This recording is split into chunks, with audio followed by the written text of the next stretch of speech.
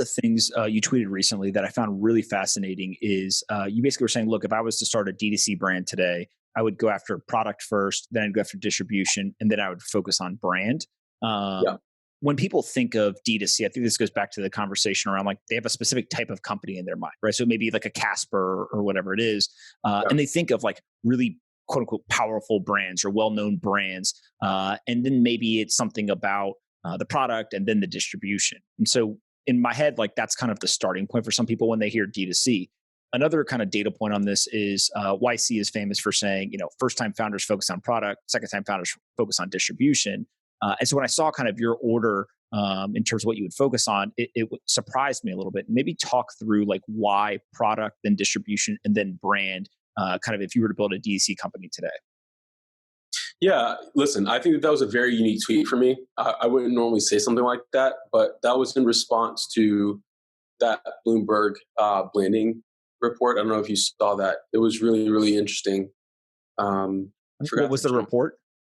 He was essentially, it was a great opinion piece. I forgot the gentleman's name, but he was essentially writing that a lot of these direct-to-consumer brands seem sort of idyllic and identical in their approach to messaging, their approach to their marks, their actual physical marks and all that stuff. And a lot of that is the result of what I call the D2C industrial complex.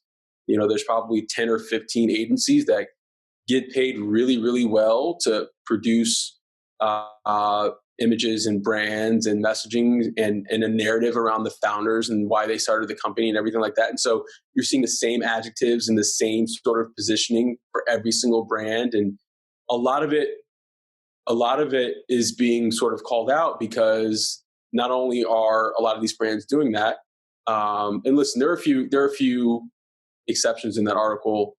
I would like to cite that like Sil was included in that article, whereas she bootstrapped for the first 5 years. She probably didn't have any business being in that article, to be fair. But the larger point was there is sort of a homogeny about all of it.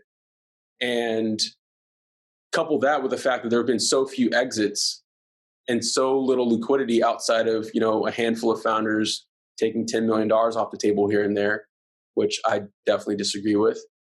And what you have is sort of a frustration within the industry. The antidote to that is essentially building a product that people actually like, right? And so when I was tweeting that, I was talking about a lot of the brands that actually did achieve liquidity events, brands that did grow on profit and cash flow versus raising the $5 million first, coming up with the brand and the message, then rolling out the product and hoping for the best. There are a number of those companies. And so I cited, Jenny's Ice Creams in Columbus, Ohio. There's Siete Foods in Austin, San Antonio, I believe. There's Bulletproof. There's going back a little bit further. There's GT Dave and Synergy, right?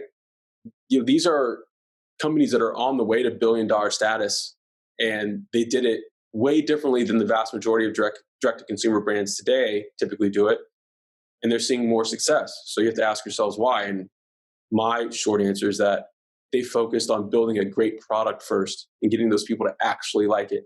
The product developed the audience in ways. Yeah, it's really, really interesting because, we're talking about D2C type companies right now, but we've seen this with other companies as well. So whether it's the Nikola kind of car company, right? Or it's the Quibbies of the world who kind of go out, they raise tons of money. And I think that, people who have been around a while, especially from a venture capital perspective, red flag number one is you raise way too much money and you don't even have a product yet, right? Red flag number two is like you don't have any of the venture capital firms actually invested. So they kind of all passed and you went elsewhere for capital. And I think that like every once in a while, we have to almost have these to remind everyone of this focus on like the ultimate goal here is to find that product market fit. It's not to raise as much capital as possible. And so it's interesting that, even though you see it in the D2C space and it kind of feels like this like homogenous type thing, the mechanism is still happening elsewhere as well, right? It's almost like a sign of the times to some degree, it feels like. Oh, for sure. I mean, I think that you raised a few interesting points. Obviously, with Nikola, that's a great example of not having anything to show for a lot of money invested. But, in a much lesser sense, There are no brands that are as egregious, nearly as egregious as what that company's done. But there are a lot of brands that don't really have a path to exit optionality because they've raised a lot of money relative to their potential market cap, and they are not private equity fodder anymore because of that cap table situation. And they will probably not be able to reach sort of exit velocity because they need paid marketing or whatever mechanism is out there to really sort of gain a lot of traction within the industry. It's just a really weird dance. And I think the only way to beat that dance is to have a product that can put up numbers, what I would say anywhere between 1 to 3 million in the first 5 years in annual revenue profitably before they're really taking on growth capital. If that's sort of the DNA of the company, I think that company actually has a better shot of becoming $1 billion brand than a company coming out of the gates raising $20 to $50 million. Yeah, and talk a little bit about how you're seeing founders navigate to that point, right? So when somebody hears kind of $1 million to $3 million, there's certain businesses where the capital needed to start is very low, right? Literally, just if you can build a piece of software, then you're off to the races. Some of these businesses, though, there's physical products involved. There's some capital intensive nature, and so how do you see founders kind of getting off the ground to the point where it may make sense to actually go out and raise kind of these larger rounds? Yeah, listen, I know that nothing happens in a vacuum, right? I mean, if you look at Mizzen, we definitely raised a $250,000 friends and family round. We would still consider ourselves bootstrappers in ways because, we didn't pay ourselves for the first 2.5 years, and trust me, it was really painful.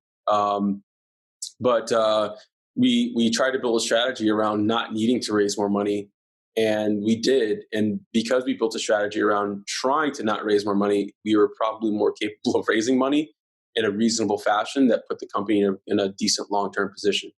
I would say that, listen, I think that for a lot of founders, especially coastal ones, raising money is pretty easy relative to the industry.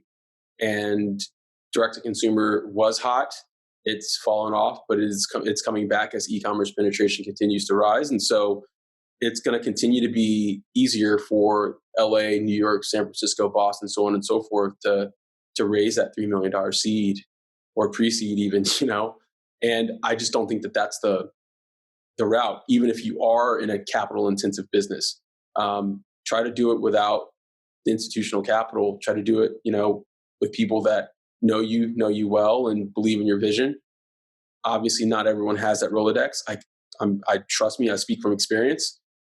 We didn't have that Rolodex at the very beginning. It was very hard for us, but it can be done. And, for reference, that entire $250,000 capital expenditure was focused on buying our first run of first generation shirts from Mizzen, which, sorry, Kevin. I mean, I think I can say this now because we can look back on it fondly, but the first generation of shirts, they weren't great.